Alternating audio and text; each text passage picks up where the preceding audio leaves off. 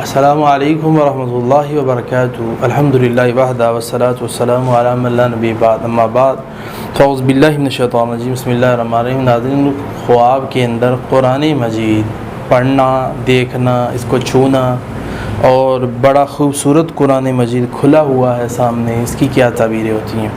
قرآن مجید خواب کے اندر انسان دیکھتا ہے، اگر تو کنواری عورت دیکھ رہی ہے تو بڑا خوبصورت قرآن مجید کھلا ہوا ہے تو اللہ تعالیٰ اس کو نیک شوہر عطا فرمائیں گے۔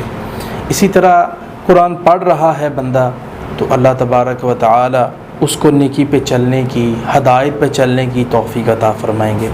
اگر قرآن مجید کو پیٹھ کی ہوئی ہے اور تو پھر یہ ہدایت سے دوری کی طرف اشارہ ہے، گمراہی کی طرف اشارہ ہے۔